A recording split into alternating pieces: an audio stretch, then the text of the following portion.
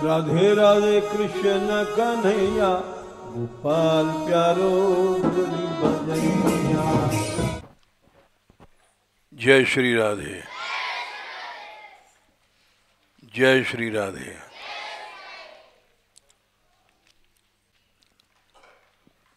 जो दूसरा खंड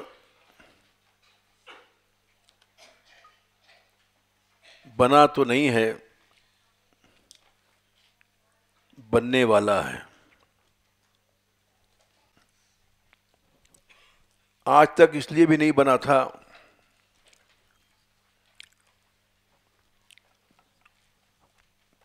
कि बहुत से गांव तो लुप्त हो गए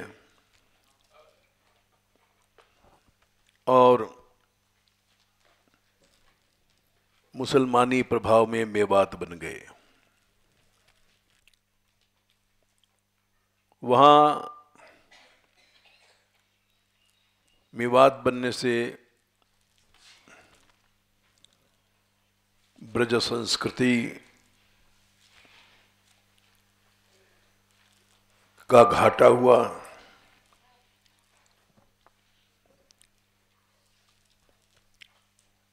ब्रजवासियों में जो ब्रज के संस्कार होते हैं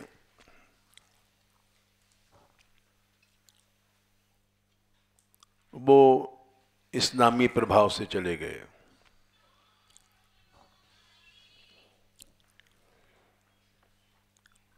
इसलिए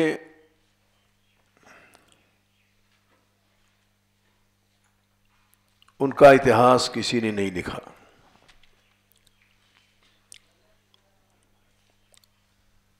और वो सब ब्रज से एक तरह से काफी दूर चले गए।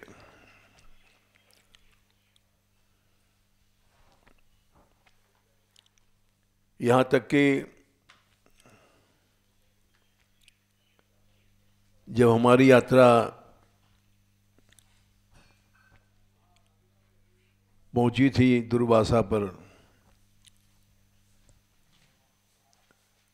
कौन सा गांव था?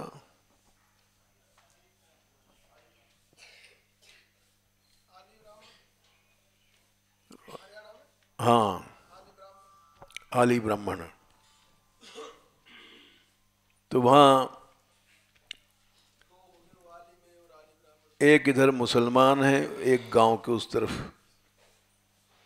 इधर हिंदू हैं, उधर मुसलमान हैं।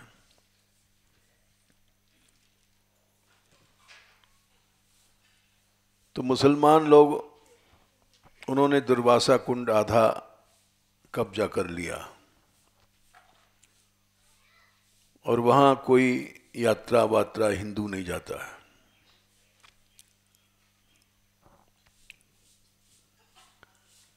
हमको भी मना किया था लोगों ने कि आप मत जाइए। कोई नहीं यात्रा आज तक गई वहां, खतरा है। लेकिन हम तो मूर्खों में हैं, खतरे में रहे। यहां मानगढ़ खतरे में ही डाकुओं गड्ढा था। और जो मूर्ख होता है वो खतरा बतरा नहीं सोचता।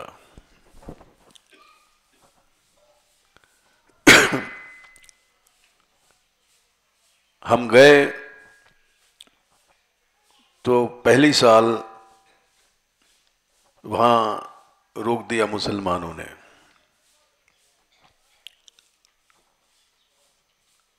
दरवाजे पर हम लौट आए क्योंकि हम जानते थे कि सरकार हमारा साथ नहीं देगी। सरकार तो वोट चाहिए, वो मुसलमानों को साथ देती है।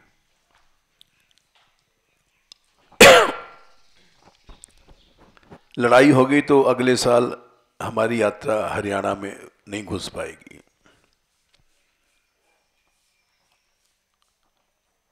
कांग्रेस का शासन था, अब भी थोड़ा बहुत तो ही है।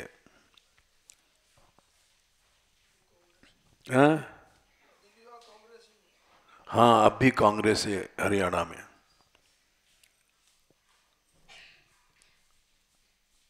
तो हम जब लौट आए तो इसका असर पड़ा मुसलमानों पर। आखिर तो वो हिंदू हैं, कुछ संस्कार उनमें है ही हैं। अगले साल हम जब गए तो जिस गेट पर रोका गया था वहां मुल्ला लोग खड़े थे।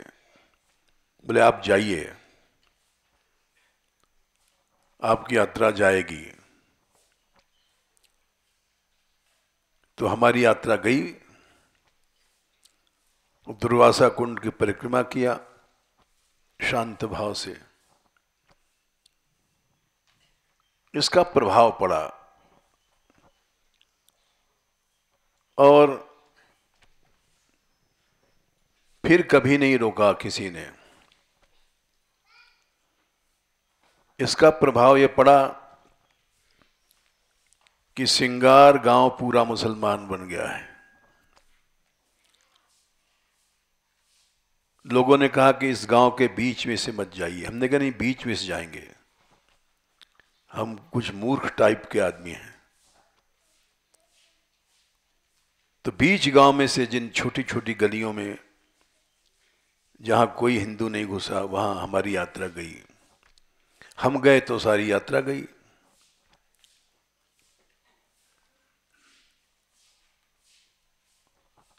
इस तरह से यद्यप भय था कि ये कई बार ऐसा हुआ, हमला हुआ है, यात्रा उधर जाना बंद हो गई है, लेकिन भाई हम क्या करें, जिद्दी आदमी हैं, हमारे भीतर अहंकार है। हमारा कीर्तन ही इस अहंकार के कारण चला। लड़कियां नृत्य करती थी तो लोग विरोध करते थे।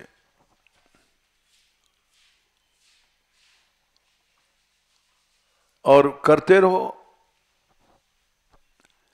हमारे अंदर अहम है, अहम हम छोड़ नहीं सकते। जीव हैं, क्या करें। आज वही लोग सम्मान करते हैं, ये रास है, रास है। धीरे धीरे सब विरोध समाप्त हो गया।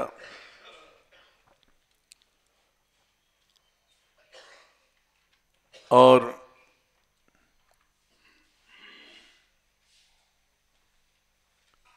इस तरह से हमारी यात्रा चली।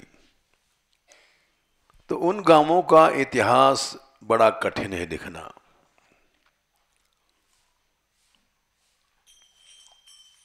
लेकिन फिर भी दूसरा खंड बनेगा और हर गांव का इतिहास लिखा जाएगा। उसकी टेक्निक हमने बता दिया है। और कल रात को इसने फोन पर पूछा, मुरली ने, कि भट्टकी गांव की एक लीला हम लिखना चाहते हैं। मुसलमानों गांव है।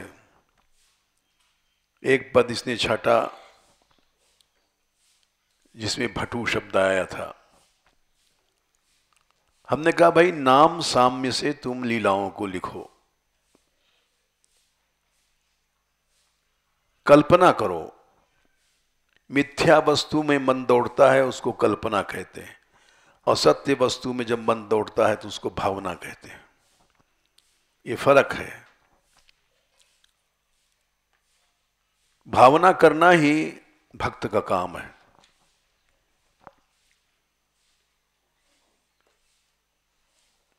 ज्ञान मार्ग में भी कोई अगर भावुक नहीं तो नहीं चल सकता। एक प्रैक्टिकल बात है। ज्ञानी कहता है सर्वम खलविदम ब्रह्म, ये सारा संसार ब्रह्म है। अब सारा संसार ब्रह्म तुम मानोगे तो इस संसार में बदमाश भी हैं, चोर भी हैं, डाकू भी हैं, तो उनको ब्रह्म मानना ही पड़ेगा, नहीं ब्रह्म भावना सिद्ध नहीं होगी।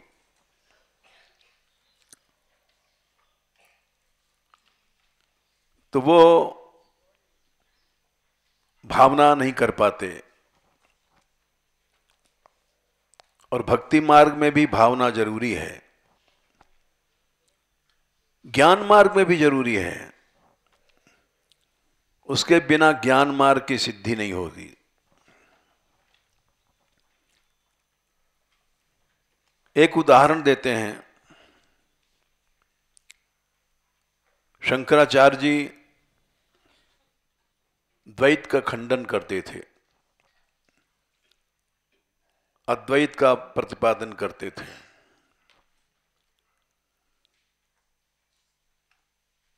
और सारे भारत को उन्होंने शास्त्रार्थ में हराया। काशी पहुंचे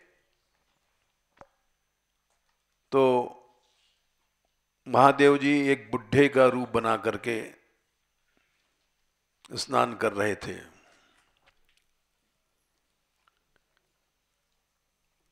उन्होंने देखा स्वामी जी को,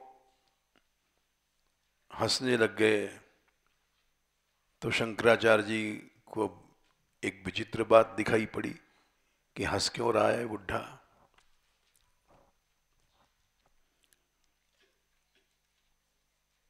उन्होंने पूछा कि तुम क्यों हंसते हो बिना मतलब। तो बुढ़े ने कहा कि पंडित जी, हम यूं हंसते हैं कि आप बहुत बड़े पंडित हो और सारे भारत को जीत करके आए हो।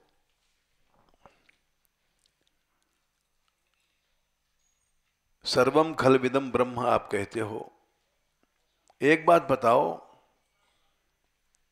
जब आप जीतते हो तो आपको प्रसन्नता होती है कि नहीं है?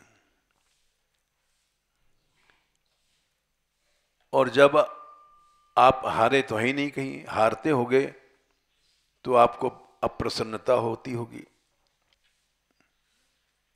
ये ऐसा एक प्रैक्टिकल प्रश्न था जो आज तक किसी ने नहीं पूछा उनसे।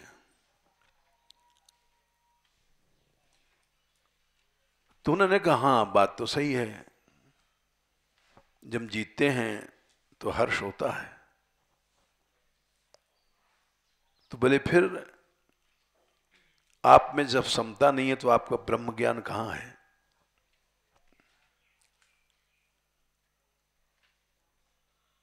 तो चौंक गए शंकराचार्य जी, ये कौन है बुढ़ा?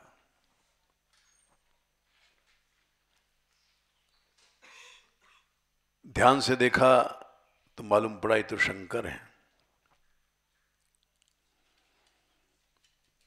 तो उन्होंने अपनी भूल को स्वीकार किया।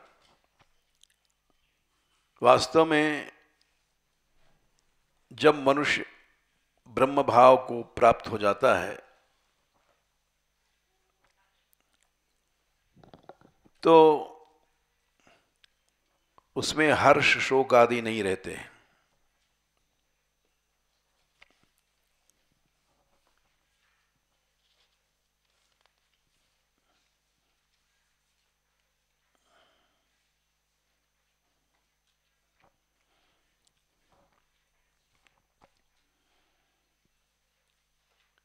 योऽन्तः सुखोऽन्तरारामस्तथन्तर् ज्योतिरेव च सयोगी ब्रह्म निर्वाणम ब्रह्मभूतोऽधिगच्छति।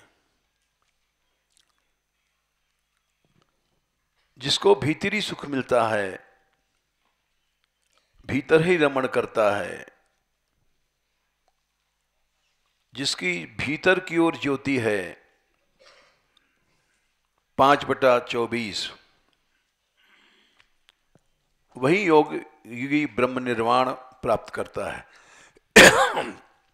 ब्रह्म रूप हो जाता है।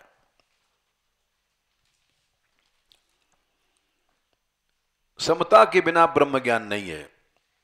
19वां, इहैव तैर्जितः सर्गो येषां साम्ये स्थितं मनः निर्दोषम ही समम ब्रह्म तस्मात् ब्रह्मणि ते स्थिता। यही इसने जीत लिया संसार को। जिसका मन साम्य में स्थित हो गया,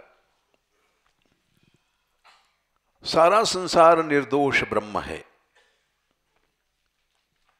जब तक ये भाव नहीं है तब तक ब्रह्म ज्ञान नहीं है, ब्रह्म में स्थिति नहीं है।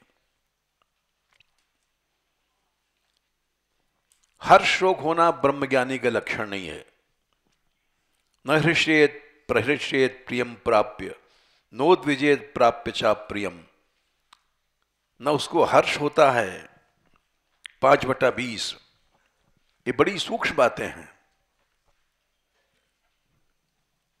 न उसको उद्वेग होता है, स्थिर बुद्धि है, असम्मूढ़ है। हर्ष हो जाना भी मूर्खता है। वो ब्रह्मवेत्ता है, ब्रह्म स्थित है। तो शंकराचार्य जी ने ध्यान से देखा, इतना गंभीर प्रश्न आज तक किसी ने नहीं किया था। समाज में हम लोग झूठे ब्रह्मज्ञानी घूम रहे हैं। हर्ष भी होता है, शोक भी होता है, उद्वेग भी होता है, तो सब ब्रह्मज्ञान झूठा है। लेकिन इसको कहने की हिम्मत किसी में नहीं है।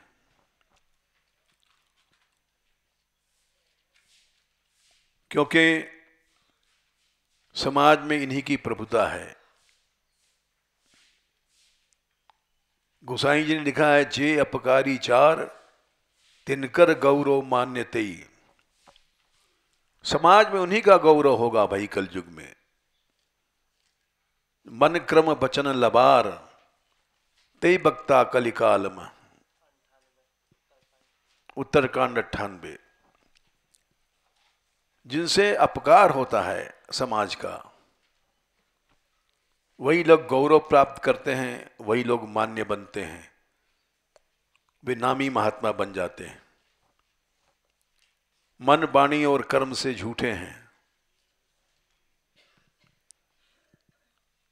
भक्ति मार्ग में भी बहुत से लोग हैं जो अपने आप को कृष्ण कहते हैं। हमारी बात ये समझ में नहीं आती। जीव कृष्ण नहीं बन सकता, जीव राधा कैसे बन जाएगा? ये सब हमारी समझ में बातें नहीं आती। और इस भूल में बड़े बड़े लोग फंसे हुए हैं।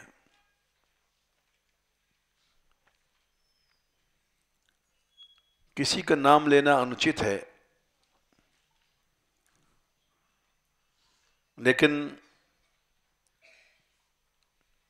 जीव ब्रह्म नहीं बन सकता। जगत व्यापार वर्जनम ब्रह्म सूत्र है शंकराचार्य जी का।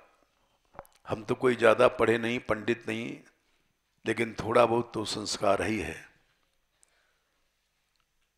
जीव ईश्वर कैसे बन जाएगा? ब्रह्म नहीं बन सकता। वेदव्यास जी ने एक सूत्र लिखा, जगत व्यापार वर्जनम। सृष्टि बनाना, बिगाड़ना, पालन करना, ये जीव के बस की बात नहीं है।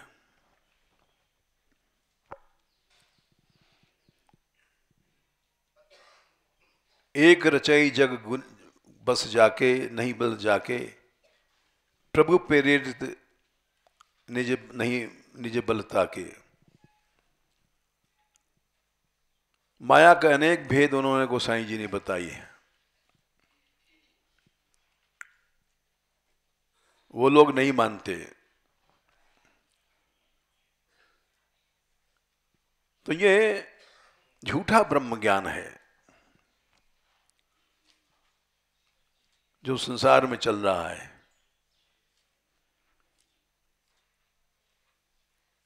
भावना, ब्रह्म भावना तभी होती है जब गुण दोष दृष्टि चली जाती है। भगवान ने एकादश स्कंद में कहा है, गुण दोष दृष्टि जब चली जाती है तब ब्रह्म भाव होता है। उसके पहले ब्रह्म भाव नहीं होता। न था, न है, न होगा।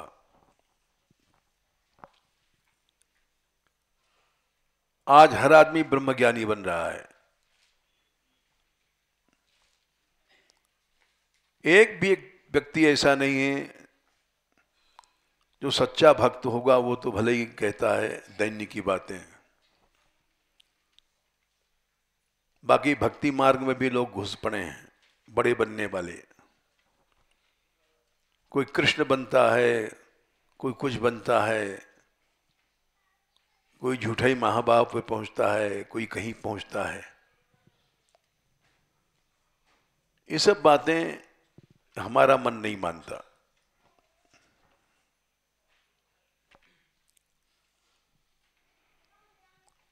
देखो, भक्ति मार्ग में सबको कृष्ण मानो, यही ब्रज उपासना है।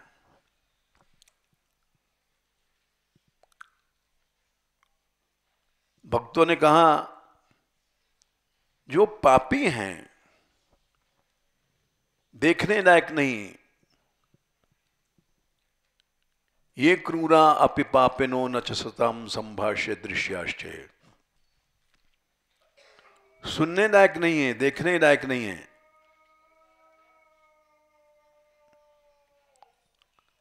तान वस्तुतया निरीक्ष्य परम स्वाराध्य बुद्धिर्मम,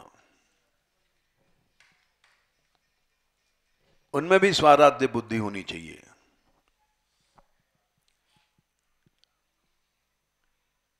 इसको ब्रज उपासना कहते हैं। सब ब्रज कृष्ण है। बोले ऐसा कैसे माने? चोर है, हिंसा कर रहा है, ऐसा मानना पड़ेगा, तभी तुमको ब्रज भाव सिद्ध होगा।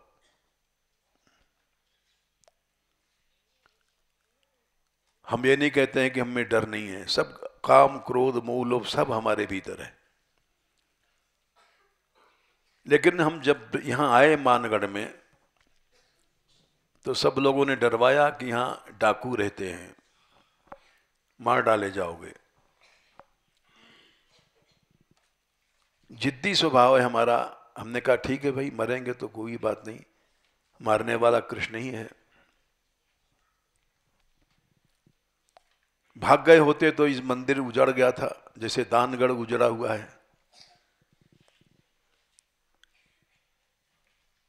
बिलासगढ़ करीब करीब उजड़ा हुआ सा है। सब बड़े बड़े स्थल उजड़ गए।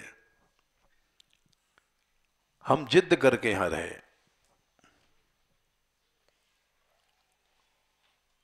केवल इस मूर्खता में कि डाकू भी तो भगवान है।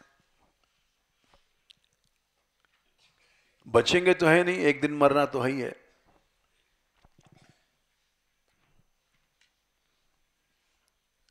और ये श्लोक जब से पढ़ा, जब और धारणा पुष्ट हो गई।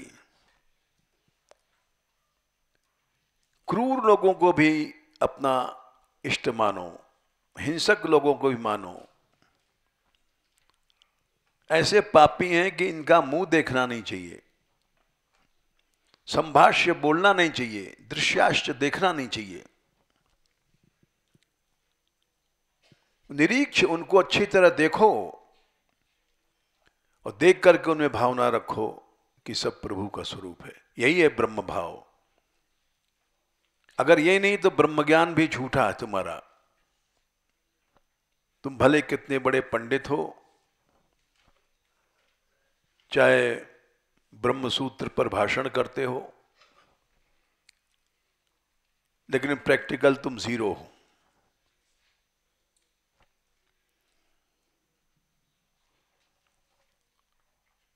तो हमने विचार किया, ये लिख रही है, कोशिश कर रही है मुरली, कि देखो तुम भावना करो। कल्पना ने, भावना मने कल्पना। नाम साम्य से कल्पना करो लीलाओं का, और सब लिख डालो। कोई गांव छोड़ो नहीं। और डर नहीं करो समाज का कि ये लोग विरोध करेंगे, क्योंकि प्रमाण दिया हमने कुछ।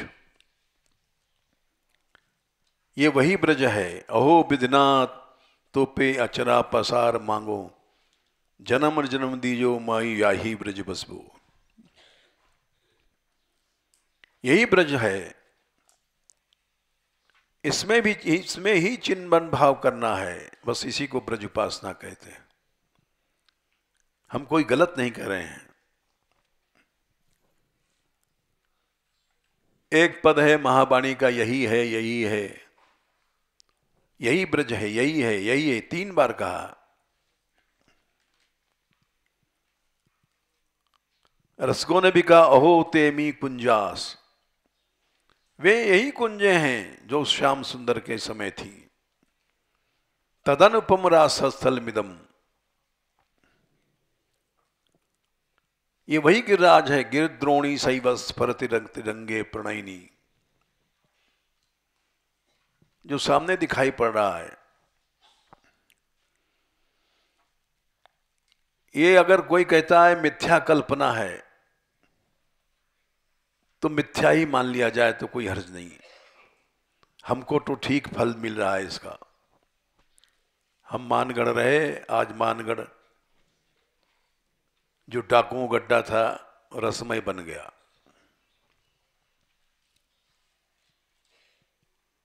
अगर तुम इसको मिथ्या कल्पना मानते हो तो ठीक है, मानो। हम मिथ्या कल्पना पे मरना पसंद करते हैं।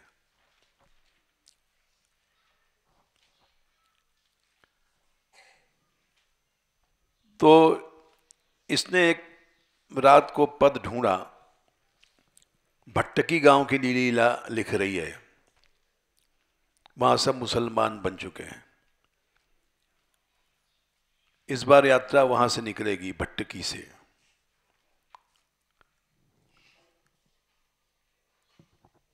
तो उसमें एक पद छाटा भट्टू शब्द आया है। इसने कहा फोन आया है मुरली का रात को। हमने कहा क्या बात है? जरूर, पहले फोन मिलाओ, बात करेंगे हम। हमने पद पढ़ा। हमने कहा ये पद इस लीला के लायक नहीं है, क्योंकि इसमें सांकरी घोर का नाम आता है।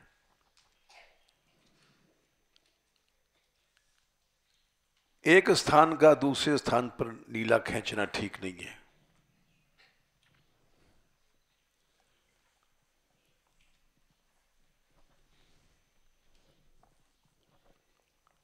सवा लाख पद सूरदास के हैं, 4 लाख चाचा जी के हैं। समुद्र है। जरूरत है कि हम, इतना गंभीर अध्ययन किसी का है नहीं। कौन 4 लाख पद पढ़ेगा?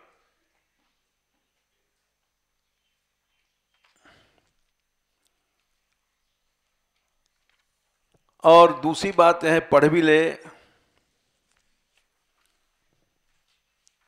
तो भगवान की लीलाओं को समझना बड़ा कठिन है। अति प्राकृत लीला भगवान ने किया है। जैसे 1-2 पद हम सुनाते हैं आपको। नागरीदास जी ने लिखा है,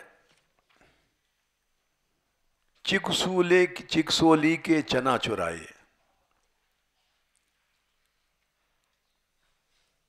चिकसोली गांव में ठाकुर जी हैं आज भी, और हरे चने लोग उखाड़ते हैं खाने के लिए। तो वो ठाकुर जी ने चुराए। अब इस पद को कोई नहीं गाता। अरे चना चुराएगा ठाकुर?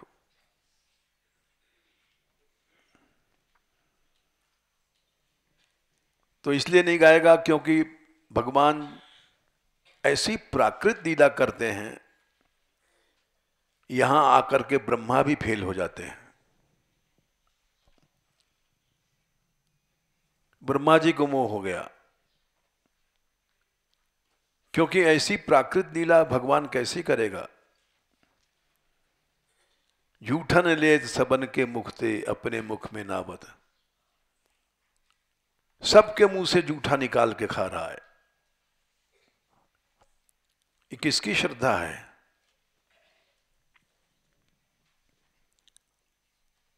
इसलिए गोविंद सखा खेल रहे हैं ठाकुर जी के साथ, और खिरचू माने शौच गए हैं मल त्याग करते समय। वैष्णव वार्ता में खिरचू शब्द आया है। खिरचू गुजराती शब्द है। और ठाकुर जी वहां पहुंच गए खेलने, श्रीनाथ जी। वो उनको मार रहे हैं, आग की बोड़ी डंडी तोड़ करके वो उनको मार रहे हैं। ये ऐसा कैसे है? ये केवल श्रद्धा गुजराती लोग रखते हैं। वहां वैष्णव वार्ताओं में कथाएं हैं।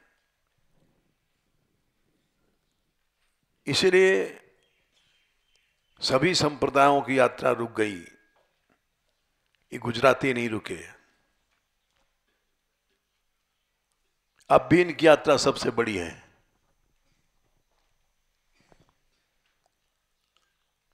चौथा दिन है कि पांचवा दिन अभी रुकी यहां, शायद गई। जतीपुरा में गोली मार दिया चोरों ने एक पहरेदार को, मर गया। फिर भी बेचारे आते हैं। चोरों डाकुओं के बीच में इनकी श्रद्धा है। हमको एक बात समझ में नहीं आती, आचार्यों में जब कोई भेद करता है तो हम समझ में नहीं पाते।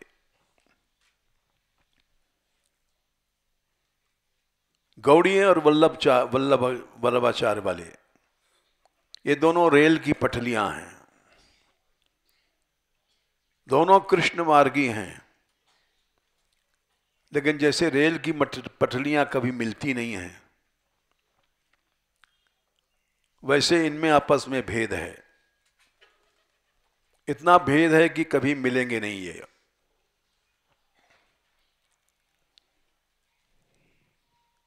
वो कहते हैं गौड़िया के नहीं महाप्रभु तो एक महाप्रभु के चैतन्य महाप्रभु हैं, ये वल्लभाचार्य महाप्रभु कैसे हो जाएंगे? वो वल्लभ भट्ट कहते हैं। और यहां तक कि चैतन्य चरितामृत में भी हमने पढ़ा कि वल्लभाचार्य जी गए तो वल्लभ भट्ट आया, उसने अपनी टीका दिखाई तो महाप्रभु जी ने पढ़ा नहीं। ये सब कथाएं पीछे जोड़ी गई हैं। सांप्रदायिक भेद वाले आचार्यों को भी नष्ट कर देते हैं। ये हमको अध्याय का पूरा चैतन्य चरितामृत में प्रक्षिप्त लगता है, जोड़ा गया है पीछे से। कब जोड़ा गया? जब इनका झगड़ा हुआ था बहुत ज्यादा, गौड़ियों का और वल्लभियों का, कृष्णदास जी के ऊपर। और बड़ा लंबा झगड़ा था, श्रीनाथ जी पर चला था। वो कहते हैं हमारे गोपाल जी हैं, वो कहते हैं हमारे श्रीनाथ जी हैं। दोनों में इतना झगड़ा है, ये हमको समझ में नहीं आती बातें।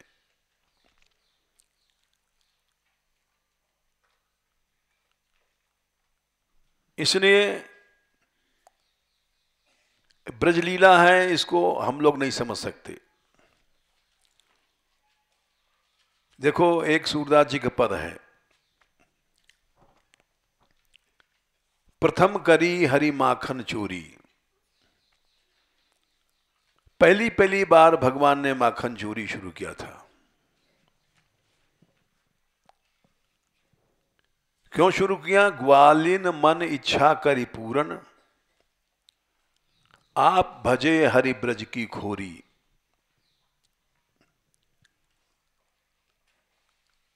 माखन चुरा करके भाग रहे हैं,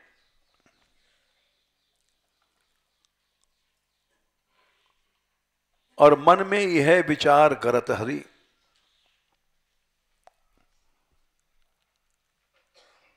सब ब्रज सब घर गाऊं, सबको माखन खाऊं। कोई भी घर नहीं छोड़ेंगे हम, कोई भी गांव नहीं छोड़ेंगे।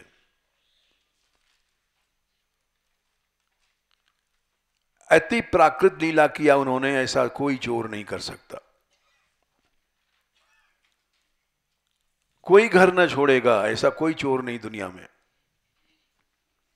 इस बात को महादेव जी ने गाया है, चौर जार शिखामणि। इतना बड़ा चोर आज तक कोई नहीं हुआ, न इतना बड़ा जार हुआ कोई। अब इसलिए कौन श्रद्धा कर सकता है?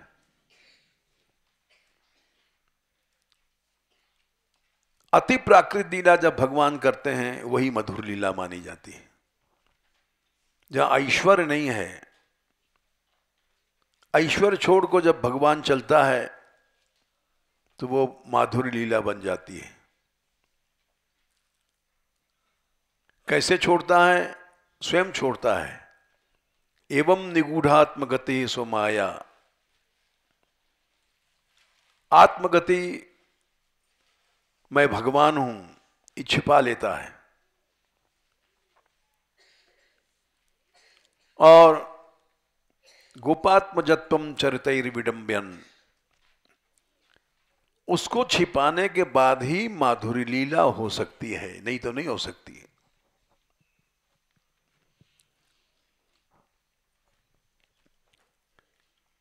बोले ऐसी प्राकृत लीला करेगा भगवान तो क्या अच्छी लगेगी? अरे रेमे तया,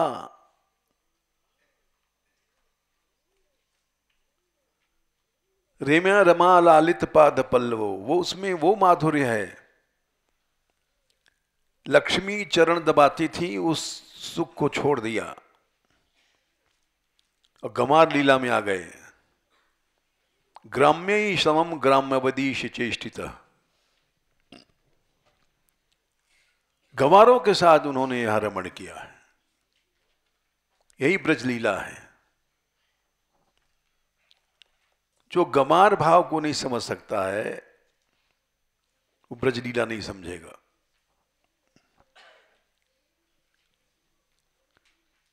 गंवार भाव क्या है? गाली देना। ब्रज में मैया भी अपनी बेटी को गाली देती है, राण तू माने ना है, जल्दी उठा दूध, औंट रहे हो। अपनी बेटी को भी राण कहती है। जा सौत, राण सौत तो यहां का मामूली वो तकिया कलाम है। ये गंवार लीला है। ये गंवार लीला भागवत में गाई गई। कृष्ण को गोपियों ने कितव धूर्त कहा। कितव योषितः कस्त्यजन्निषि, ए धूर्त, तेरे सेवा कौन हो जो छोड़ देगा इन गोपियों को? कुहक शब्द कहा, कपटी है तू।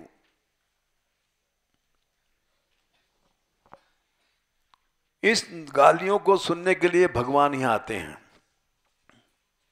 क्योंकि वैकुंठ में तो कोई गाली दे नहीं सकता। यहां तक कि गोपियों ने कहा है कि कृष्ण हत्यारा है।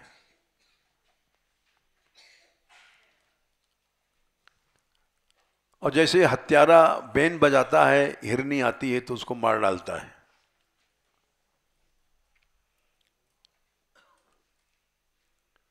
भ्रमर गीत में कहा कि वयम ऋतमिव जिह्म व्याहृतम श्रद्धाना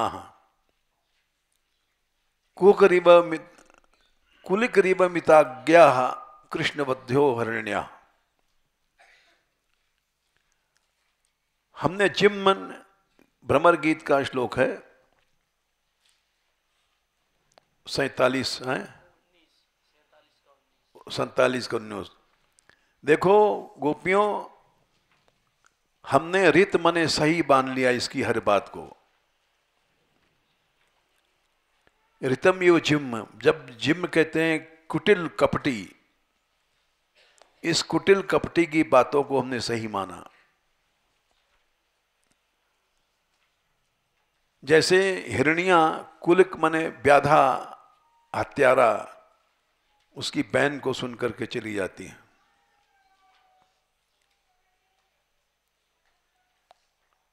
इसीलिए हम लोगों ने ददृशुरे तत्तन निखस स्पर्श तीव्र स्मर रुचुप मंत्रिम वर्णिताम मन्य वार्ता। आज हम लोग विरह से संतप्त हैं। क्यों? भूल थी हमारी, हमने श्रद्धा किया इस पर।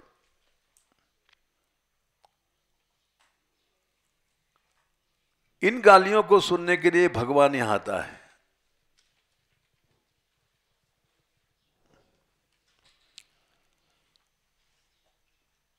हम लोग साधु हैं, कोई महाराज की जगह कोई कह देता है ए मोढ़ा, तो चिढ़ जाते हैं।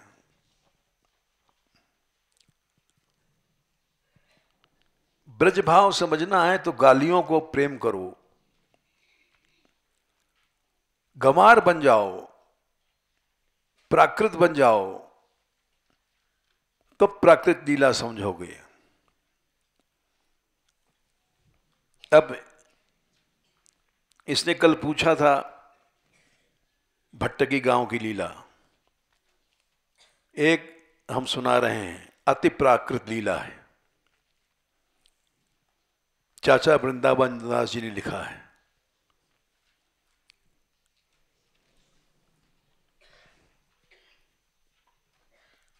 ये लीला भागवत में लिखी है, ऐसा नहीं कोई कह दे कि मन गढ़ंत है।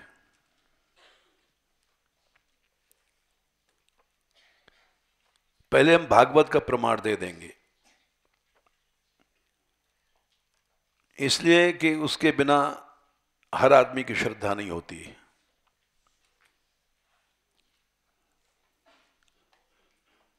भगवान अति प्राकृत लीला करता है, उसी को ब्रज कहते हैं। दशम स्कंद में 8वें अध्याय में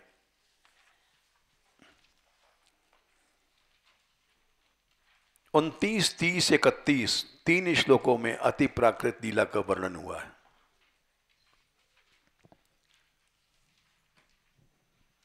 जिसको समझना बड़ा कठिन है।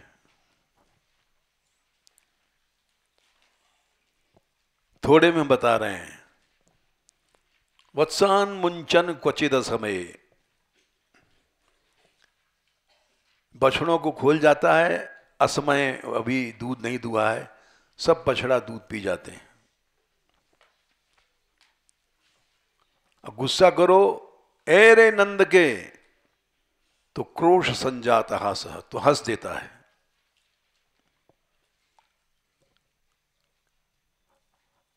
क्या गुस्सा करें, ऐसा हंसता है कि गुस्सा गायब हो जाता है।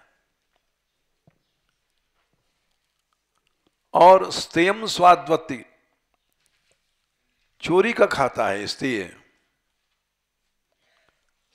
मना करते हैं कि तू हमसे मांग के ले जा लाला नंद के।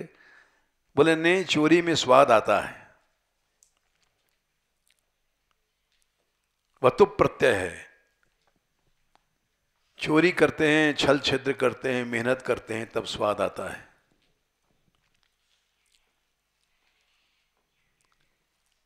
दही और दूध दोनों खाता है। सुबोधिनी में लिखा है, वल्लभाचार्य जी ने, बड़ा चतुर है, पहले दही खाता है, पीछे दूध पीछा है, कि उल्टा हो जाएगा तो नुकसान करेगा। पहले दूध और पीछे दही नहीं खाना चाहिए। प्राकृत धर्मों का पालन करता है। कल्पित ही स्ते योग ही है।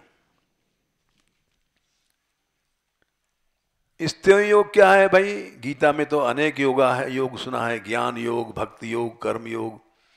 बोले भगवान ने नया निकाला है स्तेय योग। चोरी भी एक योग है।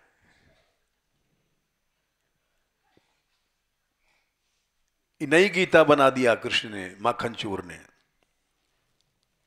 गीता में 18 अध्याय को 18 योग हो, विषाद योग सबका नाम रखा गया है, लेकिन कहीं स्तेय योग नहीं है। भागवत में है।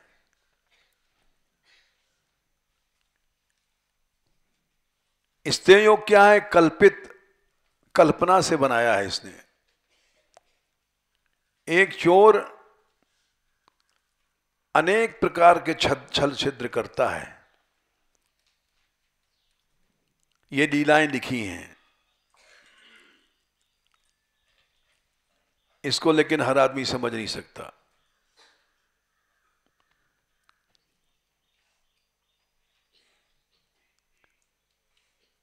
सब लीलाएं प्राकृत हैं इसमें। मरकान भोक्षण विभजति नात्ति भांडम विनत्ति द्रव्यालाभास हस्ताग्रहे रचित विधिम पीठ को लुखला दई। हाथ से मक्खन नहीं आ रहा है तो पीठा रखा है, पीड़, उखल, ये सब चोरी के उपाय हैं। तबू माखन हाथ न आयो तब ग्वाल पे ग्वाल चढ़ायो। फिर भी मक्खन हाथ में नहीं आया, अंतर्निहित वहीना। तो जो मटकियां ऊपर टांग दी गई थी जहां डंडा भी नहीं पहुंचेगा, तो वहां कृष्ण पहुंच नहीं सकते हैं। गाल पे ग्वाल पर चढ़ गए हैं तब भी नहीं पहुंचे, तो उस मटकी में छेद कर लेता है नीचे से डंडा मार कर। बोले कैसे कर लेता है? बोले अंतर्निहित वहीना। जैसे चींटी को कहीं टांग दो, सूंघ करके पहुंच जाती है, वैसे ही सब सूंघ लेता है और जान जाता है कि खाली मटकी है, इसके भीतर माल है। निहित वयुना, उसमें छेद कर लेता है और फिर ऊपर से धार गिरती ही सब पी जाते हैं।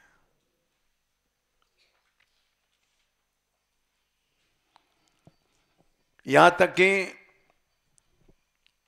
हमने तो पढ़ा है इसलिए बता रहे हैं, चाचा जी ने एक चोरी लिखी है। छान थे ब्रजवासियों के, पुराने जमाने की बात है। 10-5 ग्वाल बालों ने इकट्ठा किया और छान पूरी उठा करके अलग रख दिया। ऐसा कौन चोरी करेगा? और फिर खा खू करके सब छान वहीं रख गए ऊपर। स्तेय योग है। कितनी भी होशियार बनती है गोपी, लेकिन स्तेय योग के आगे कुछ नहीं चलती है। इसी में मजा आता है, ले और होशियार बन जा।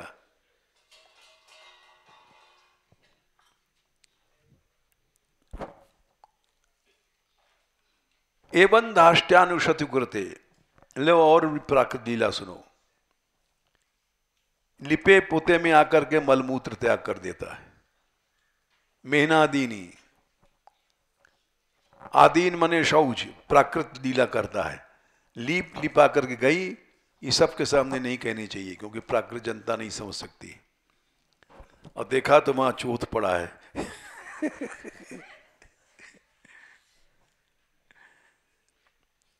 स्तो पारेर वीरचर्ति करती है। आकार बना लेता है, कहीं हमारे पति का बना लेगा, कहीं देवर का, कहीं जेठ का, कहीं ससुर का बना लेता है। प्राचीन मर्यादा है कि ससुर को देख करके बहू छिप जाती है। अब ससुर का रूप बनाया, लठिया लेके चले, बहू ने घूंघट मार लिया, झट घुस गए, सब चुरा लिया और हंसते हुए निकल आए। सब हंस रहे हैं। शुभ, इसमें बड़ा आनंद आता है। विरचित कृति है। सुप्रति को, ये सब भाई हम कह रहे हैं लेकिन हर आदमी समझ नहीं सकता। ये तो इसको सुना रहे हैं, इसको लीना लिखना है और साधु रूप बन जाता है। अब देखो फट्टे की गांव की लीला। हर गांव में हर घर में चोरी करिए, सूरदास जी का पद है। मन में है विचार कर हरि, सब ब्रज सब घर गाऊं, घर घर चोरी करूं, सबको माखन खाऊं। कोई गांव नहीं बचा है, कोई घर नहीं बचा है।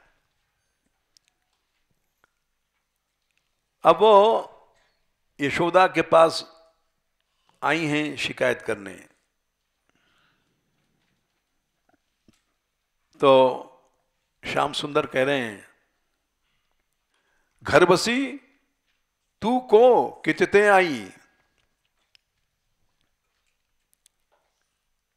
घर बसी गुस्से में कह रहे हैं कि हमारे घर में घुस आई है। तू है कौन और कहां से आई है? बिनही कारण भवन पर आए, बिना मतलब पराए घर में नंद भवन में घुस आई है। चपरी ने तो लड़ाई और बिना मतलब लड़ाई ठान रही है। नाम धरत है मैया या मोको, यह मनसुखा सिखाई।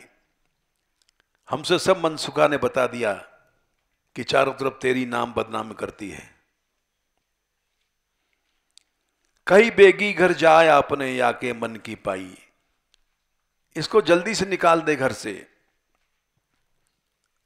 मैया मैंने पा लिया इसके मन की। ये कौन है? चोर जुगल की यह जो मिलनिया। ये खुद बड़ी चोटिन है। मिलनिया मीठा बोलती है, कैसी बात बनाई, हंसनी ठगनी जान परत है। तय कत मुंह जो लगाई, बड़ी ठग्गो है, इसको तूने मुंह में क्यों लगा लिया।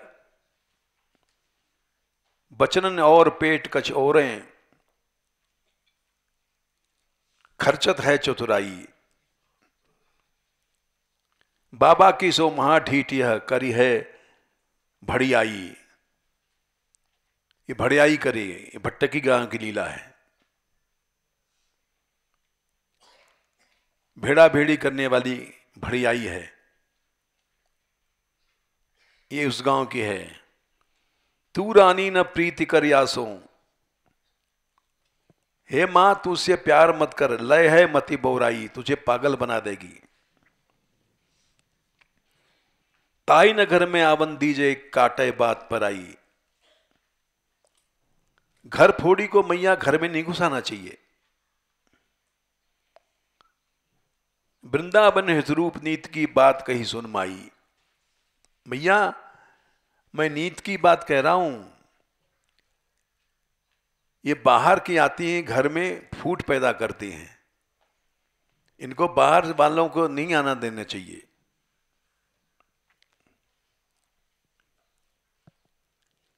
ये अति प्राकृत लीला है, यही मधुर रस है।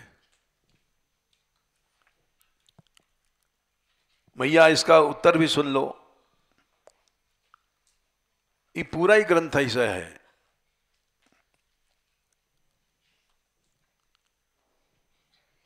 स्वकीया के जितने ग्रंथ हैं चाचा जी के हैं, इनसे गौड़िया चिढ़ते हैं।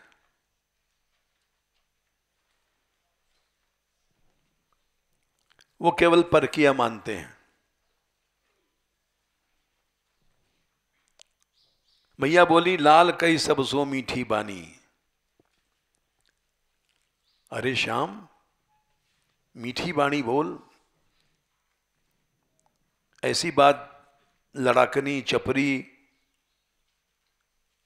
और तू कह रही है, तू कह रहा है, ऐसा नहीं कहना चाहिए बेटा। चैतन्य चरितामृत में एक शब्द आता है बड़ा सुंदर, माता मोर पुत्र भावे कौरेन बंधन, अतिहीन ज्ञान करे लालन पालन। अति ज्ञान से हीन लीला करी तब तो लालन पालन हुआ है, और अति ज्ञान से हीन लीला क्या है? ये है स्वकीया की।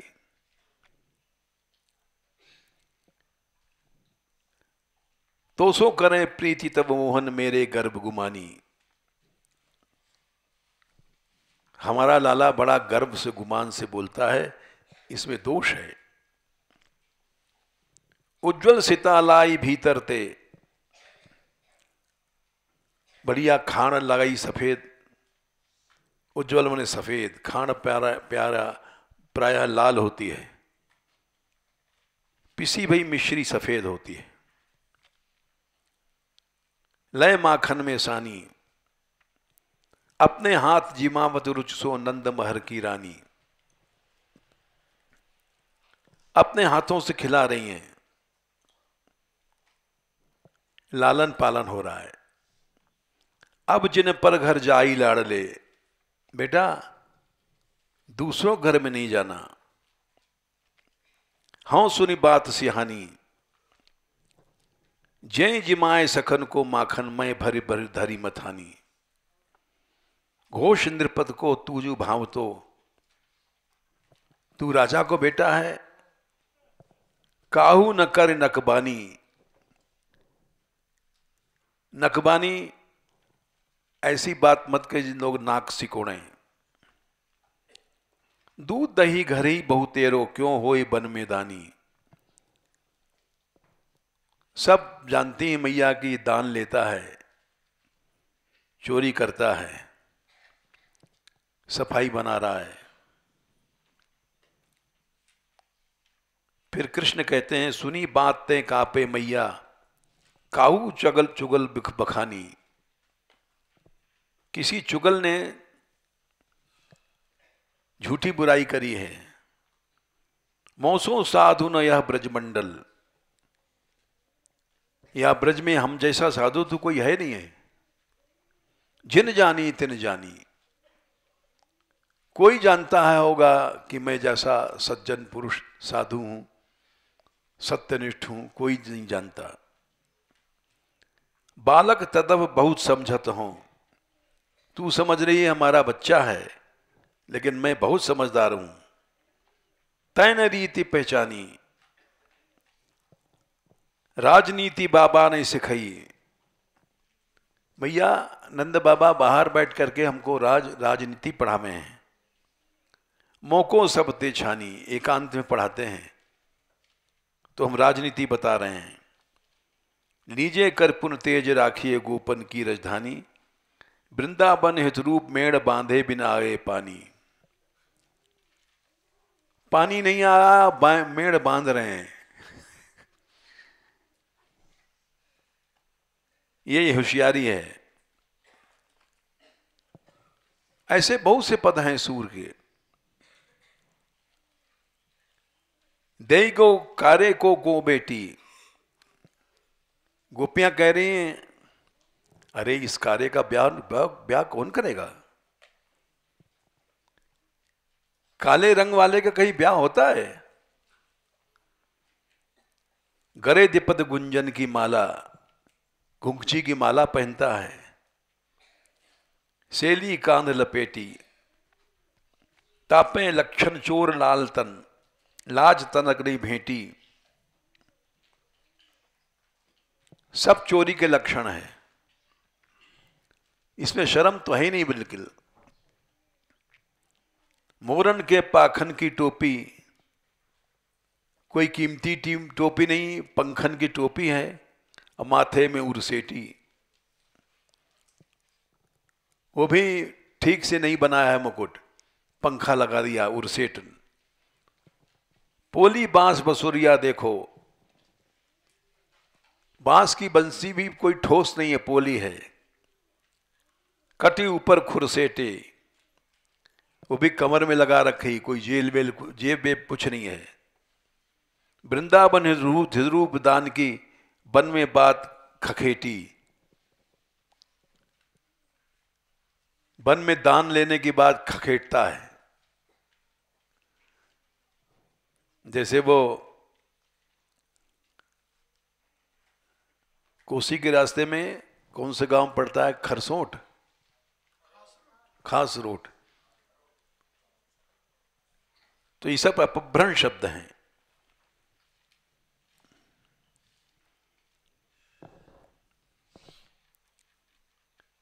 बहुत सी लीलाएं हैं, प्राकृत लीला हैं। जय श्री राधे।